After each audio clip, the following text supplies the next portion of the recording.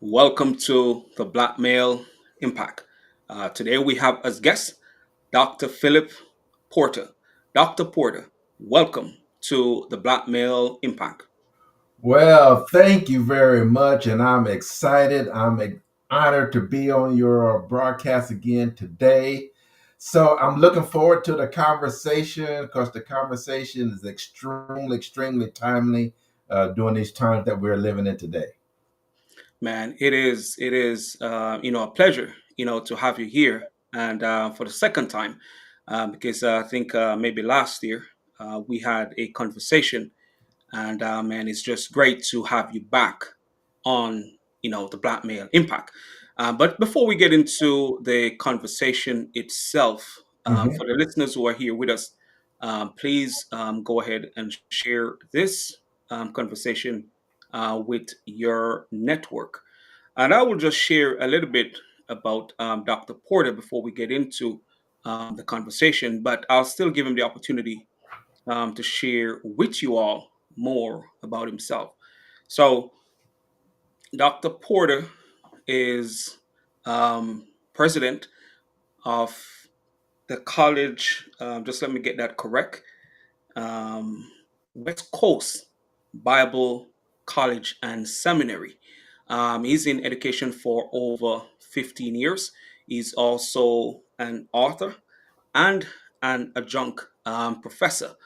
So I don't want to give you more. I will let him give you more about himself.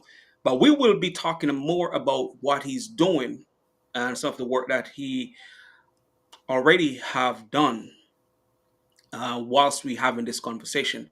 So, Dr. Porter, if you don't mind, please go ahead and share more about yourself with the listeners before we get into the conversation. All right, thank you very much for the great introduction. Just a little quick synopsis of who I am. Born and raised in Kansas City, and specifically Kansas City, Kansas. So, in a small community called Argentine, the Argentine community. Born and raised there. When I was in high school, my dad, being a pastor, was called to a church in South Carolina. So, quite a bit of cultural shock going from Kansas City to South Carolina. And we'll touch on that maybe a little bit when we're talking about socialization Correct. and the impact that it had. And obviously, that type of transition had a major impact on me. So, finished out high school in South Carolina and blessed to went to a HBCU, South Carolina State University.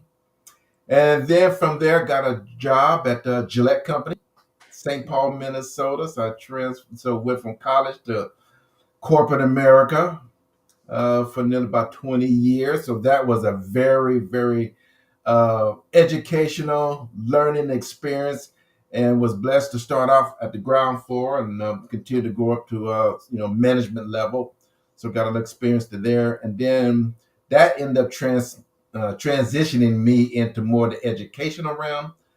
Initially, business education, where I was a business advisor and actually a business trainer business owners, and I've trained easily over 200 businesses, trained and coached over 200 businesses over the years. And then the way things have a tendency to work, we started our own family business, Generation Empowerment Enterprises, and through various relationships and unknown foreseen, that led me to some relationships, which I ended up with West Coast Bible College and Seminary, which is in Texas. So kind of a vast variety in a lot of different sectors. Oh, yeah, thank you. And, and one thing that I forget to say to the listeners, for those who don't know who I am, Yes. Dr. Richard A. Cross, and I'm the founder of the Black Male Impact. And I didn't even let the listeners know what today's theme is. And I just want to, share that before we get into the conversation. But I Mhm. also, thanks for, enlightening the listeners on more about your background and where it all started and some of the things that you have done prior to where you are today. So our conversation will be around breaking barriers, the socialization effect, and resilience in Black men. I know how we are socialized really affect how we view life. And for some of us, the socializations that we experience, limit us. Mhm. But for some of us, despite the limitations that have been placed on us, we overcome those limitations to become the person that we are today. But it's not an easy journey for a lot of us, and which, this conversation will share more light on how socialization affect us and even help to determine what we pursue in life and what we believe is possible. Because if you're in an environment where you don't think more is possible, sometimes you succumb to, that limitation that we all sometimes are exposed to. And I just want to acknowledge. I don't know the right name of Petty Talks, so hopefully I get the right name before the conversation finish. They just want to say hello to us. So Mhm. maybe it's someone that you are familiar with, Dr. Porter. So I think you can see. Ah, yes, I'm actually familiar with Okay, well, that's familiar. great. So thank you. Yes, thank you. That's great. That's great. Welcome and thanks for being here with us. So without going any further into the introduction and what this conversation is going to be about, I want to start the conversation off with this question: Mhm. how has your upbringing shaped the way you view yourself as the world and the world around you today? I said that is a loaded question, Dr. Cross.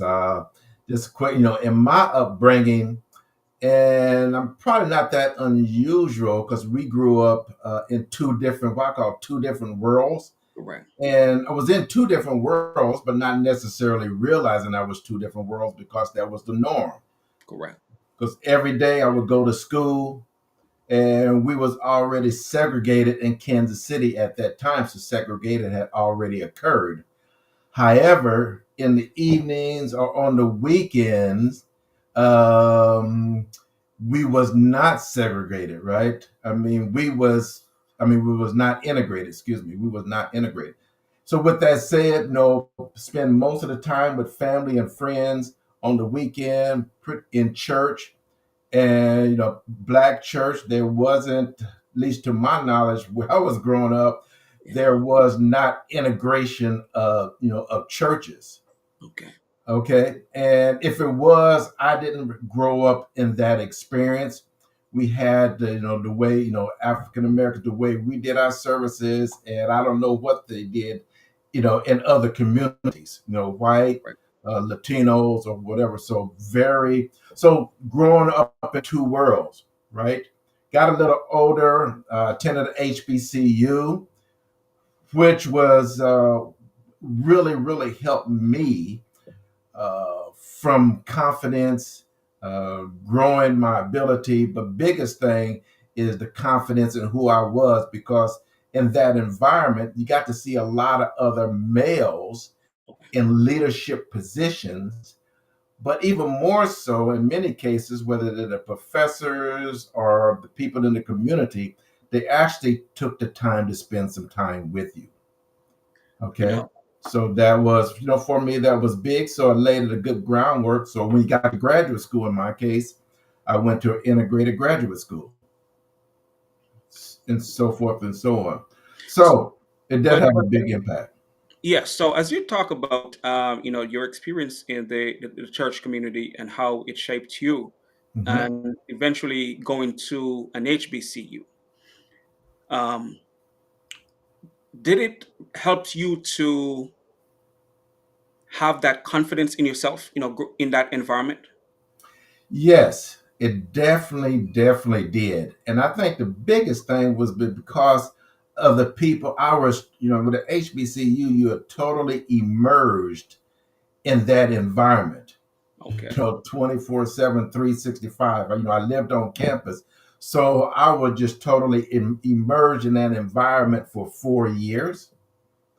And that, I think that probably had the biggest foundational impact between that and being totally immersed in the African American church Okay. during that time and even after that time, because in both cases, I got leadership opportunities, Correct. right? In an environment that was very friendly and supportive. And having that foundation was very critical to my my emotional stability and having that emotional confidence, because I can do errors and have mistakes, but the criticism would not be as harsh as it Correct. would be in corporate community and other Environment. settings.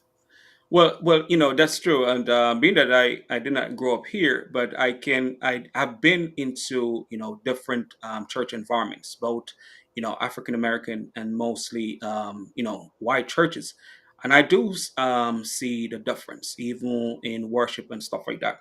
But hopefully we get to the foundation and how that foundation impact you and your perspective on life. My next question to you is: what societal expectations have you felt pressured by, and how have you overcome them? Wow. The biggest thing as an African American is having that idea, the concept thrusted upon you that you got to be twice as good, twice as smart, you know, work 4 times the number of hours. Correct. But there's a lot of historical, factor into that. All right. But also, you can still do all of that, but still not get the promotion, still not get all of these other things. And so now for me, in many instances, I was doubting my leadership abilities. I was doubting my confidence because you get passed over for jobs Correct. and you thinking you're getting passed over because of your inability to do the job, or don't know, do not have the strategic thinking abilities that corporate leadership is needing, versus really understanding is probably more about the system Correct. than specifically you as an individual lacking. Correct. Correct. But that for me was many years, that was a very hard bridge to cover, because I always thought in many cases it was me. Okay, instead of working 8 hours, I need to spend 10 hours here, right? They don't have to come in on Saturdays, but maybe I need to come in the office on Saturday, right? And you do all of that and you still get passed over. As you mentioned about work twice as hard or do more and still get passed over, and I can just imagine for individuals who think that hard work should give them the opportunity, give them the promotion, and then you keep doing it and you keep going the extra mile. You're right. You're going to start thinking that maybe I'm not good enough, but it's not because you're not good enough. Sometimes it's just because of the system that you're in, and Yes. and for some of us, especially as Black men, it erodes our confidence, because you're working towards a goal. You're not able to get the goal, even though you are doing the work that is required of you, and even going the extra mile. That's right. That in itself, can make you start to think that, I'm not good enough. You have to be strong as a person, as a Black man, to really push yourself, being that the systems sometimes are not set up for us to thrive. It's more so of a survival thing, when it comes to us. So, with that experience, did it in itself push you to be the best you, like, constantly? Yes, there's no doubt, right? It gave me that incentive because I was always the person, I'm going to prove them wrong, Right. right? but also my village around me actually helped me as well. So Okay. having that village amount around me, having those peers around me, having those family and friends around me that believed in me, that was whispering the positive things in my ear, right? And I'm being able to see the positive examples of other black men. That helped when when I was in those other environments. But even with that, it still does impact you, right? Correct. I mean, it really does. When a person that I hire, person that I train, gets promoted, and now I'm reporting to them, Wow. and they feel guilty, Oh yeah. right? That can They happen. feel guilty because they know everything that they knew as far as the job and how they got there was because of what the things that I did to help them. Oh yeah. But did they turn down the job? No. Right. Right? They still took the job, and I still reported to them. Now that's a situation as a black man is very hard to swallow, Correct. And right? It's mentally draining. It's mentally draining. it is, and I found that in a research, recently, where as men we are pressured to go the extra mile, do more, which start to affect our health because we are working towards that goal, thinking that it's because we are not doing enough, but yet Mhm. we have been already doing enough and going the extra mile just to prove a point or to get that opportunity that we may have already earned through our experience and knowledge. But yet, as you mentioned, you train someone and they get the opportunity to be promoted before you, and that can be draining as a black man. And sometimes, the socialization in itself is where I believe we have to encourage each other, knowing that those challenges are out there and how we navigate those situations to make sure we don't get discouraged in the pursuit of the goal that we have for ourselves. Because Right. sometimes you being great can be to your disadvantage because then you're going to, as they say, show people up, and Hmm. not everyone wants to go the extra mile. Sometimes you'll be on your journey or starting that journey thinking that doing excellent work is what's going to pave the way, and then you start to do the work, you start to go the extra mile, you start to get all the stars, then you realize you reach a ceiling, which can be a discouragement for a lot of us as black men, a lot of people in general, because they want the promotion, they want to progress, but they keep hitting that roadblock. So my next question to you, outside of those setbacks, Hmm. how do you handle criticism while staying true to who you are? Well, one of the things that I've learned over time is criticism. I've learned, and this is a lifelong journey, right? Correct. I've learned to not necessarily take most of those criticisms personally.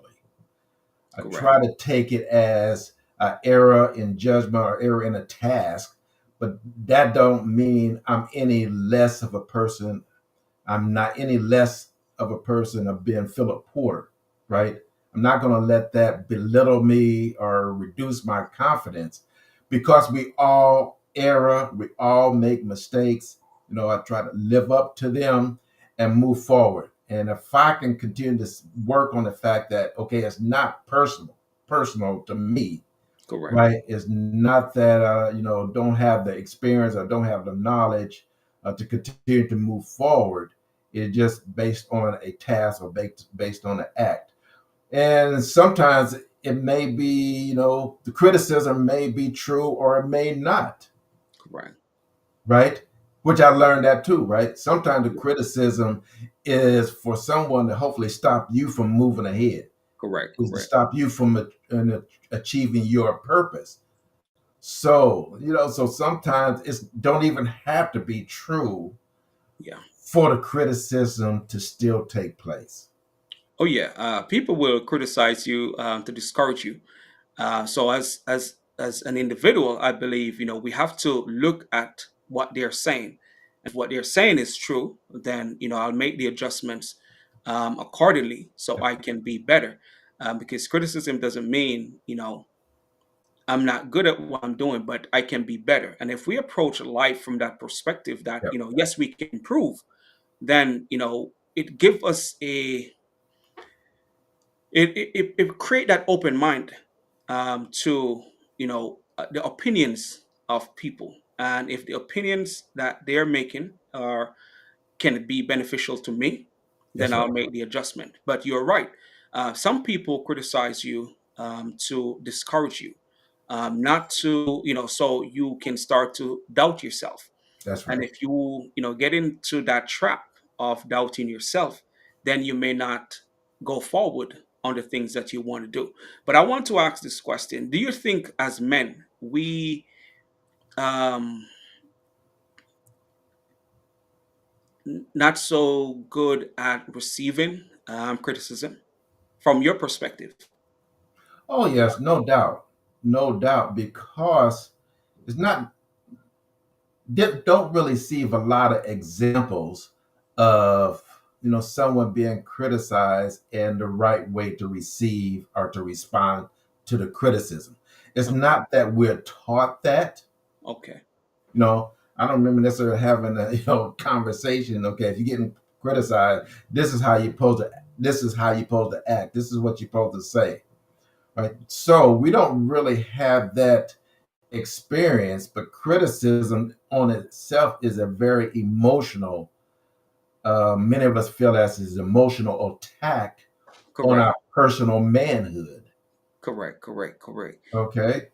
Yeah, And you're right. It can seem to be an emotional attack, and if we take it like that, it can really affect, self confidence mhm, and self esteem and how we perceive ourselves. So you are right. And you're right. We also haven't been having those conversations, where individuals may criticize us and not to take it personally, that's right. because sometimes we do take the criticism personally. And sometimes we just have to step back and look at what they're saying, analyze it, to see where do I need to make adjustments so I can move forward. But it can sometimes feel as if it's an attack on you as an individual, especially when you haven't done what they may be accusing or saying to you. That's right. So it can affect us. But I think that's one thing that we may need to bring up in the conversation, like when we're having these mentoring and different conversation with men, especially younger That's black males, right. Mhm, not to take a person's feedback or opinion personally. Look and see what you can learn from the situation, so we all can improve as individuals, because we don't know it all, and we can always learn and get better. that's So right. my next question to you: in what ways has socialization influenced how you approach adversity? Well, that has a dramatic impact because the socialization, the way I was brought up, the way I was raised, and then not staying there and taking the education, taking the knowledge, now taking the experience. Now, the way I would handle criticism 20 years ago, even 30 years ago, is totally different than the way I handle it today. Correct. And so if I understand that I made that progress, see that from that's one of the components as well. So not to take it personally, but like you said, continue to grow from that process, right? Because none of us are perfect, and criticism can take forms. And these days, it takes a lot of forms. Some of it's personal, some of it's on social media. Nobody knows you; they don't have a clue about you, but they still gonna criticize you, Oh yeah. right? Yeah. right? Instead of saying A, you should have said B, right? Right. Instead of saying two, you should have said three, right? Right. Right?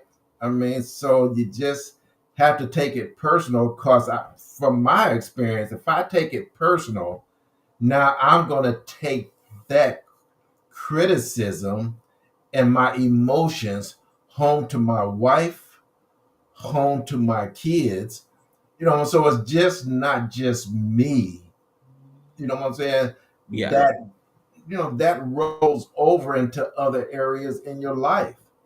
I Oh yeah, mean, it starts to affect how you treat the people because you have that thought, ruminating in your mind and still thinking about it even after, that's they may have said it, and it goes back to what we have talked about earlier, not to take it personally, because people are going to have their opinions, that's right. and their opinions are not always facts. People make stuff up, and as you mentioned, that you may be doing it this way, they think you should be doing it the other way, That's and right. maybe the way that you're doing it is the best way to do it, and maybe just the resources you have, that the only way for you to do it, because they are always looking from the outside, That's right. not knowing all the things that's happening. And but if we approach life from that perspective, that people will always have their opinions, I Hmm. think opinions will affect us less, and learn not to take it personally, because people will say what they want to say That's right. regardless of what's happening. So Hmm. how do you think social environment impacts our mental health and self-worth as Black men?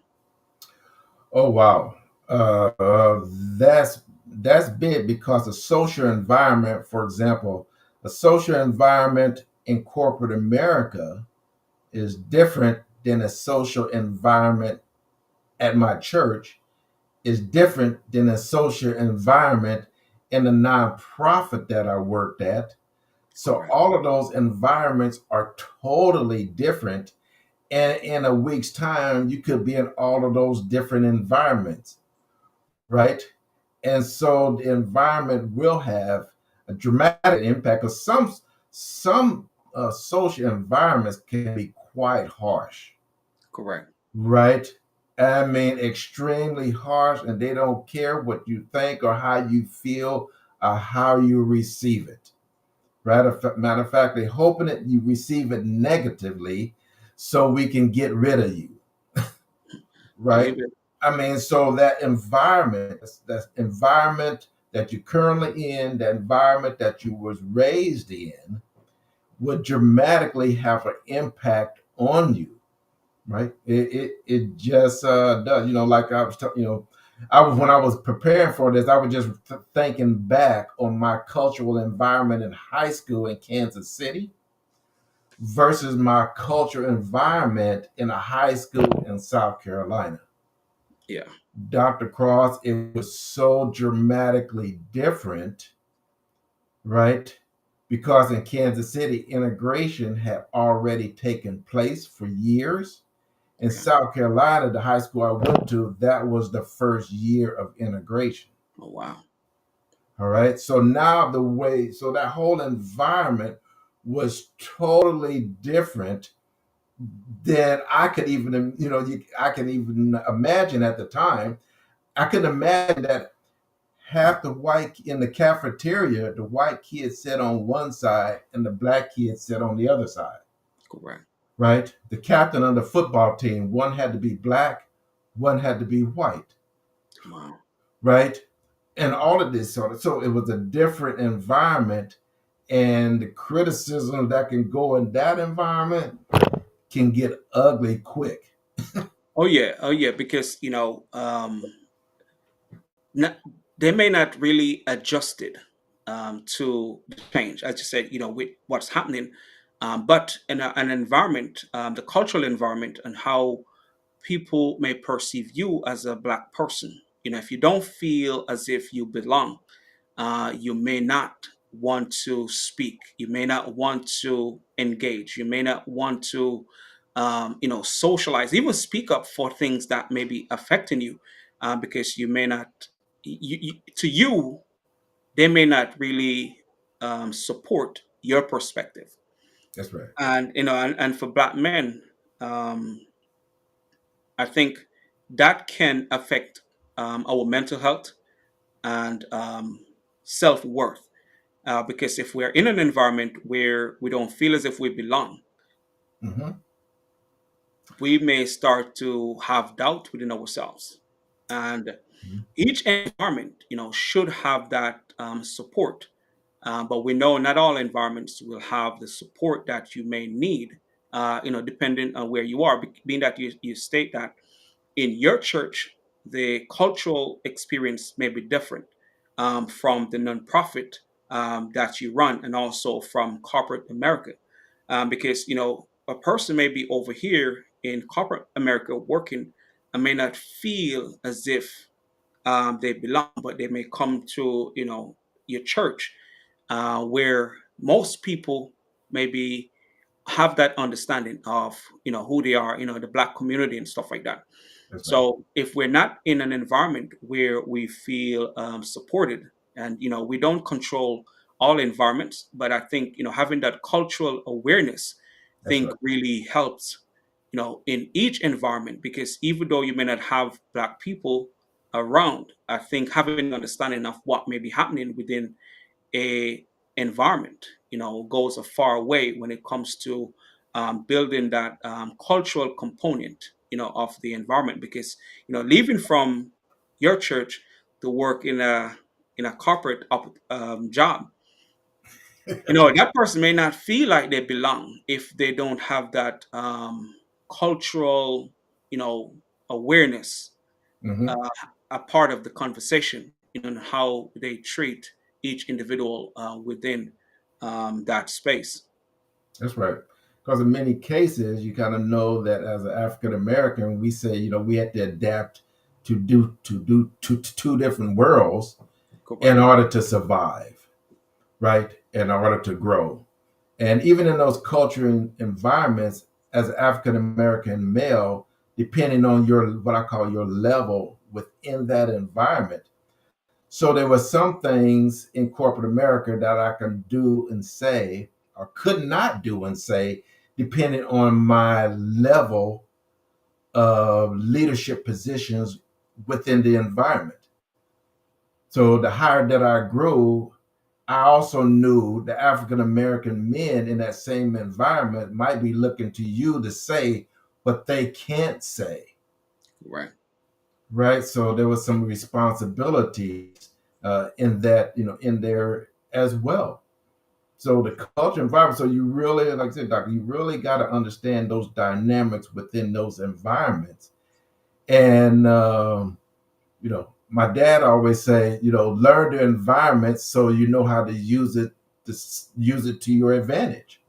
Well, and that's an important perspective, to learn the environment, because again, going back to what we said earlier about doing great work, because some environment doing great work can be, a disadvantage, which is really sad, Yeah, because you go into spaces thinking that, doing your best will be appreciated, and sometimes it is not. And if your best work is not being appreciated or acknowledged, it can really affect you as an individual. And I think, we have to, well, not just we, but I think each environment should value a person's contribution, and acknowledge the great work that they're doing, and that also a part of the culture. If the culture is about excellence, then you need to acknowledge excellence. If the yeah, culture is about teamwork and work together, and the teamwork is happening, that needs to be acknowledged as well, which can also affect an individual mental health, affect our mental health as black men, and the feeling of self-worth. But a cultural environment is important. How it is set up, how things are happening within that space is important when it comes to what we do and how we feel whilst we're there. That's why you find people leaving some organization. It's not Sure. that they're not being paid well, but how they feel within, those organization. So my next question to you is, what is one stereotype about Black men that you have actively challenged in your life? Oh, oh, my, I would say less intelligent than my other cultural counterparts. Okay, Okay. And in certain environments, you do have to know that that exists because in many cases, that other cultural believes the same thing, correct, right? They believe because of who I am or where I was raised or how much wealth that my family has, I am more knowledgeable, I'm more intelligent, and that's in their entire fiber because that's the way they was always raised. They was actually raised that way. correct. So that was, that's one of those. And the higher you go up in the executive level of leadership, academia, that seems to become more and more prevalent. Yeah, So you really have to know. You just have to know and just be aware of that. All right. So I'm always challenging. In my case, one of the things one of my sons, he's big into fitness. yeah, He always says, Dad, it's always me versus me. Right. So when I'm pushing the weights from while I'm running the mile, I'm not running against the other guy. I'm always running against me. So one of his tagline is me versus me. So yeah. I got to, okay, well, that's a good mental strategy to have and say, well, it's me versus me, and not let the outsider have an impact, such an emotional, devastating impact on your day and so forth. Yeah, when you develop that mindset of you versus you, um, less comparison and less dependent on outside to motivate you to push you to do the things that you want to do, because you already internalize that if I'm going to achieve that goal, it's up to me. That's right. But as you mentioned about the stereotype, and I know that you are big on family wealth, Hmm. because that's something that sometimes it's not so prevalent within our community, Hmm. to especially from the financial standpoint, but generational wealth as Black men. And I think that is something that we have to challenge if we are going to change the outcome for future generation. But if you want to share on that, because I know that is one thing that you focuses on, and that I believe really challenge the stereotype when it comes to us as Black men. Yeah, because the society equates, as you know, wealth with intelligence. Correct. Right? The more wealthy you are, the more intelligent that you are. You know, and with my background, and even as a Christian, the Bible don't say that at all. Has one has necessarily not nothing to do with the other. Okay, there's a lot of things that goes into being wealthy or not, and so forth. Right, and some of it is systemic, even in the United States, right, and keeping us down. So we just have to realize that we have to know we're in a society that really do equate wealth with intelligence, or the type of car that you drive with intelligence, or the suit that you wear. Oh, okay, that guy must be really smart, right? Yeah. Because he's driving X amount of car, he's got this or that, and so forth. But there's a lot of wise men in my family that was not millionaires, but the wisdom that they had, you know, speaks for itself. So we Correct. just cannot let, and as a black man and as a providers that we think ourselves, we do have a tendency. You can't easily slip into that mode and say, okay, I'm living from paycheck to paycheck. I'm having challenges. I just got laid off or this or that. And then equating that to that has an impact on our emotional health, our confidence, and everything. So,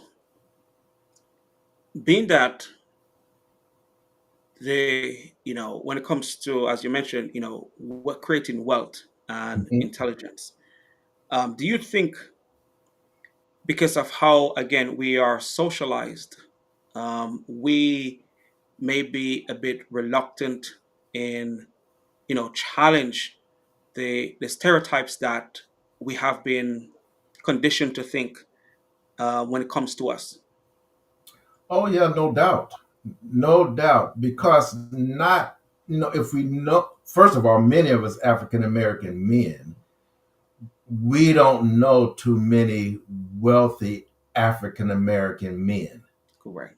Number two, we don't know many African like me because I'm a Christian, right? I don't necessarily, I know now, but I'm talking about years ago. I didn't really see a lot of examples of African American men that was wealthy Correct. and Christian and like me, been married happily for 40 years. You Yes. just didn't really see that example. If it was, I didn't know. No, I didn't know. So I'm not sure how many examples that are in our daily lives of those examples. Okay.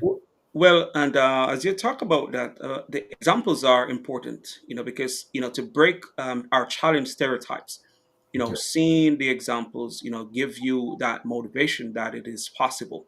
Why I asked that question, because I want to get back to, the generational wealth that you're doing. Was that one of the motivation for you to start that family generational wealth?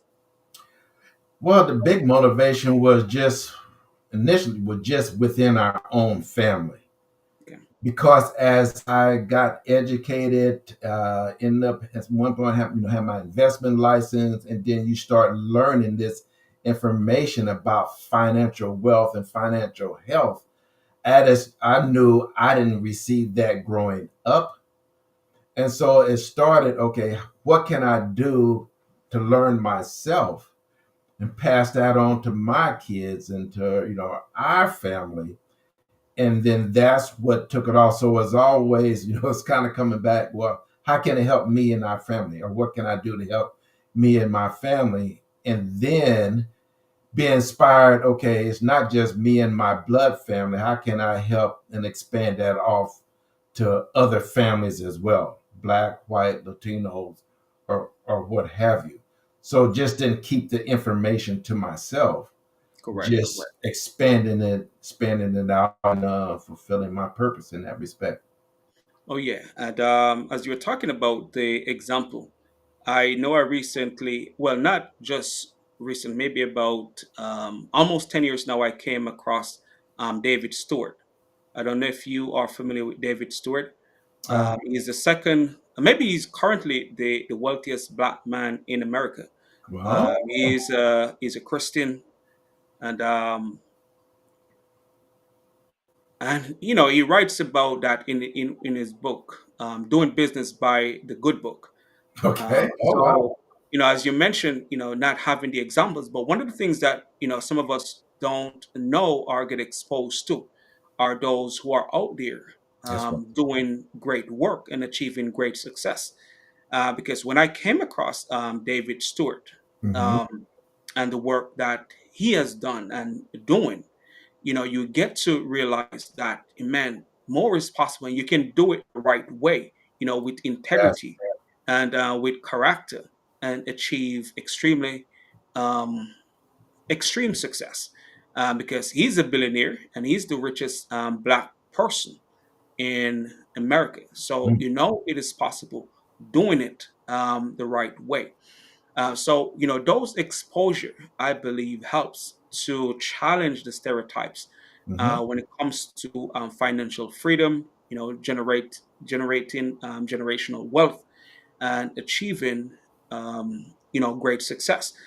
Because again, we equate success with financial success.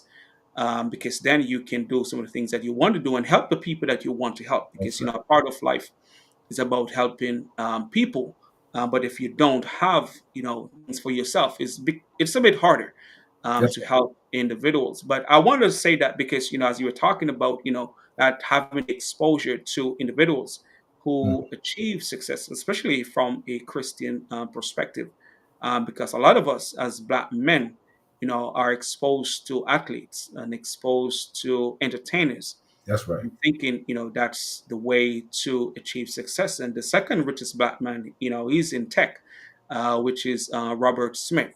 So there Hmm. are more Black men out there that we are becoming more familiar with when it comes to, achieving success and breaking generational challenges That's right. and, seeing what is possible. So that leads me to this next question. Hmm. When faced with criticism, we talked about criticism earlier. Hmm. What strategies helped you remain grounded and focused on your goals? Well, the primary strategy that has helped me is focusing on the facts involved in the criticism. If I can focus on the facts and the truth, and there's no alternative facts or any of this sort of thing, the facts are the facts, and stick with that. If I can keep the conversation on the facts wherever possible, that dramatically helped me. Because, like I said, we all, as long as you live, and you can improve in Okay. whatever area, whatever aspect that is. You can definitely improve, but you got to improve based on sound facts and sound information to allow you to move forward. Okay, that applies to your personal life. It applies to your business life. It applies to corporations. Any type of what is corporate entities or individuals. Stick to the facts at hand and move forward with there, and like I said, and not taking it personal. Well, that is important. Sticking to the facts will definitely, give you the perspective. Again, people will have opinions and they will criticize you just Mhm. because they want to criticize you. And if you take it personally, it may take you off your game and focus, and you may lose momentum in what you are doing and That's even right. how you feel about yourself. So, my next question is, can you share a moment where adversity test your resolve and ultimately strengthen you? Oh, it has tested my resolve and strengthened me. Well, I have one. Well, I got a lot of them. But the one I was going to share is when in one of the positions that I had in one of the jobs that I had, me and three other African American men, we was looking for a mentor within the organization because we was at mid-level management and so forth, but hard to break through and get somewhat to the next level.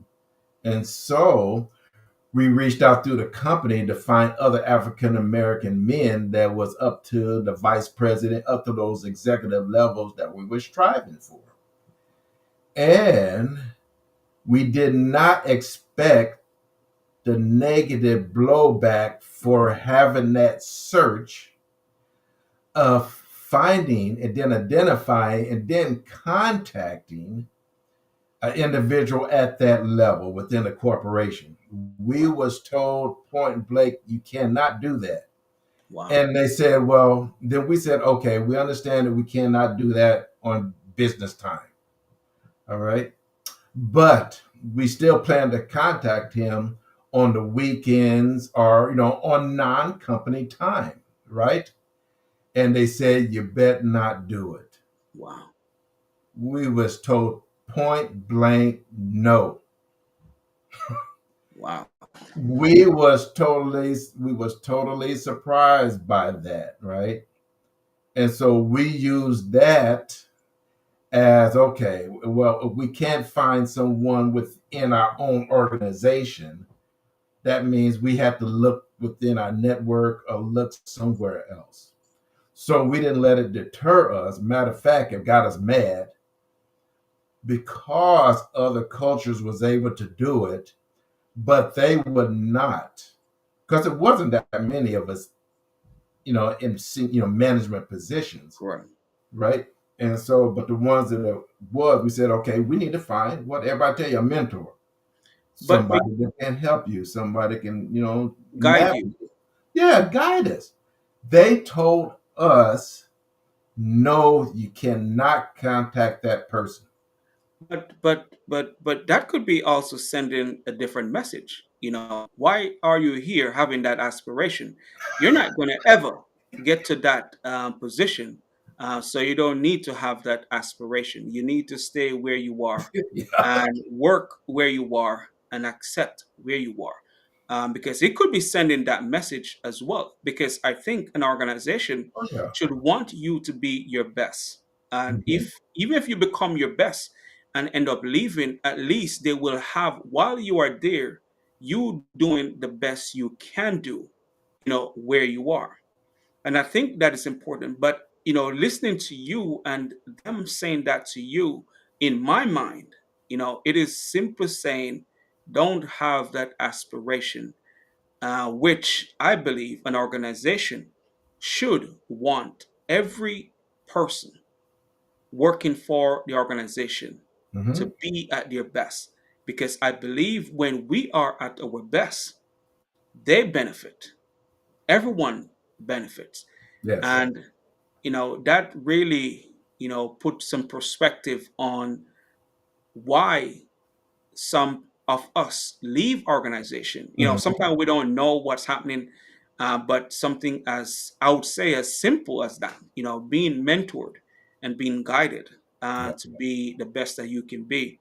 I Mhm. think that's just sending the wrong message. But as you mentioned, it helps you to be better, because those adversities sometimes forces us to um, reach outside of our comfort zone. That's right. That's right. And that's what it did for us, right? And if I look back on a longer term, that's what it did. It made me pursue things differently. We ended up, Right. making some connections outside of our organizations, develop a different network, which actually longer term it worked out to our benefit, right? But when you're in the midst of it, is the feeling is not good at all, right? I mean, you feel, you done put 15 years in here, you done did all of this and so forth. And this is the feedback that you're getting for trying to be a better leader within the organization. I mean, that's what ultimately you're trying to do, is being a better leader. But the system, right? That was the system. And it was rough, but approaching it that way got us through. Right. Well, yes. And again, adversity at times, depending on our perspective of what's happening, can really benefit us. But for some of us, sometimes, not having that perspective, it can be what causes to give up on the things that we want. And that's why it's important, that we understand the environment, as you mentioned earlier, we're in, and what is available to us. And if what can benefit us is not there, we may have to look elsewhere Yeah. so we can develop, especially when you're just starting the journey, because that's the part when you are more vulnerable, Hmm. and you can succumb to the pressure, and you can also, I believe, suppress the ambition if you're not supported in the early stages of your journey. When you are, you have that desire for more, you want to achieve more, but if you're not being supported, you may start to think, maybe. that aspiration is not possible because you could have start thinking that way. Oh yeah, no question, right? And to your point, then sometimes that can drive a person away from the organization. And when you're young like that the first thing you think of, okay, maybe this is a sign for us to move on Man, because that it's that just that because it's just the environment that we're in. man, that is true. And man, time is going so fast. We're getting close to the top of the hour. But I want to ask this question, because the conversation is about us and what we're doing. But we know the next generation is coming behind us. Hmm. And how would we, help them to achieve their goals if we don't understand what's going on and the best practices? So my question to you: what advice would you give to Black boys navigating stereotypes and external expectations? It's kind of what we've been saying all along. First of all, know that those external dynamics is not necessarily personal to you as the individual, right? That's what people like to place upon black men as a collective Yeah, and not as an individual. And remember, you are the individual, because you can achieve your purpose, your purpose in life. Is it going to be challenges? Yes. There's just no question about that.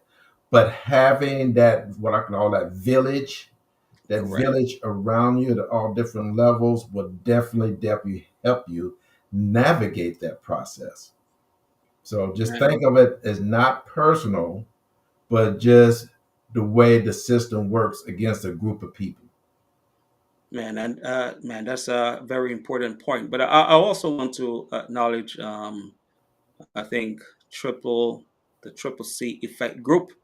Those young men, they're out there doing, great work.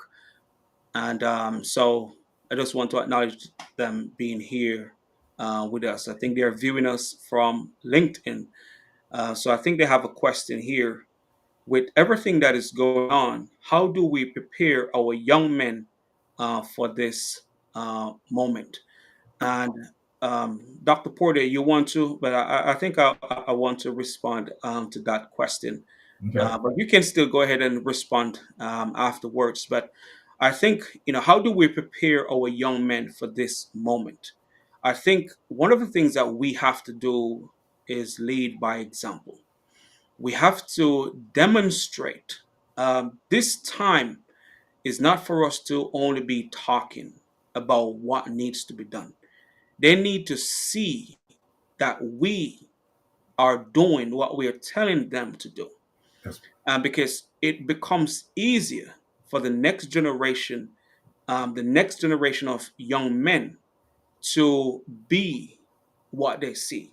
So if we're talking about leadership, we must demonstrate leadership. If we're talking about, how we go about, being the type of family, we have to demonstrate. If we're talking about what we do in our community, we have to demonstrate. If we're talking about financial literacy, we must demonstrate it. So whatever we want to see in the next generation, we know the challenges, but it's important that we demonstrate it. If we are telling them to be confident, we must be confident. If we're telling them to be unapologetic with their greatness, we must be unapologetic with our greatness. Mhm. But what are your advice to this, Dr. Porter? Dr. Clark, I was going to say the same thing. I agree with you 100%. Right? And we used to say, growing up, talk is cheap. Correct. So you got to be the example because many of the young men, they're looking at you and looking at your life and what you're doing, Correct. whether they're in the community or whether they're your nephews in your own family or what have you. So the bottom line is you have to be an example of that in this environment that we are in, and know and always giving them hope that life that they still can do and still live and fill out their purpose in life. Man, I think that is really important. We have to. I don't think we have an option That's in right. today's society to not be the example. We have to do it over and over and over and over. We cannot get tired of being the example.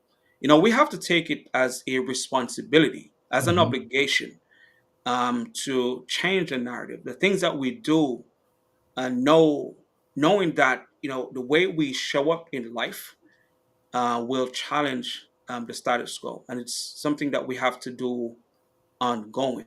We Hmm. cannot allow the stereotypes to or the narrative that's out there to continue to be the story about us. That's right. We have to take charge of our story, and this is a daily thing. We have Mhm. to make a commitment to be the example of what is possible. But Dr. Porter, we are here at the top of the hour, and we will have future conversation on different topics as we go forward, because this is ongoing. Yes. Our voices needs to be heard, and our experiences and the things that we have overcome and the successes that we have achieved is important to be out there, so those who are coming behind us and even current generation can start to believe. But before we go today, what message you want to leave with the listeners, but especially our black men and young men? The message I would like to leave with the young men is, find, identify those other men in your life, and sometimes it takes a little time to do that. Correct. Find and reach out and let them help you be that example or be that mentor. But Yeah. always, you don't have to fall into the same hole, the same traps. Correct. Right. So what we're saying is that identify those men in your life that can help you prepare, look at what they've done and what they've achieved, and let that be your example, because that's where we all started off. I still got examples of men I look up to today. So that's a life process. Are Correct. the people that you identify perfect? No. Okay, but they'll also tell you they're not perfect. Okay, Correct. but they're moving forward, and their life is a good reflection upon that.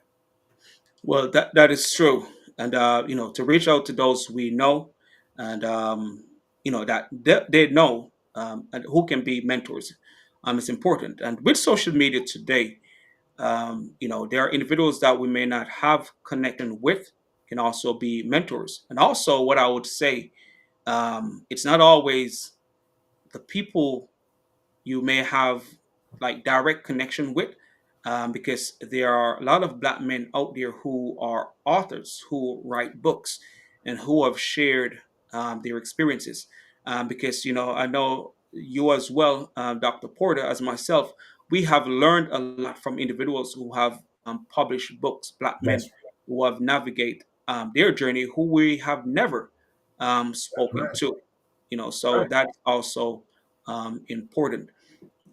So again, I just want to say thanks for being here on the Black Male Impact today. But before you go, please share where the individuals that are here with us and may watch this later Mhm. can reach out to you and learn more about what you're doing and even support the work that you're doing.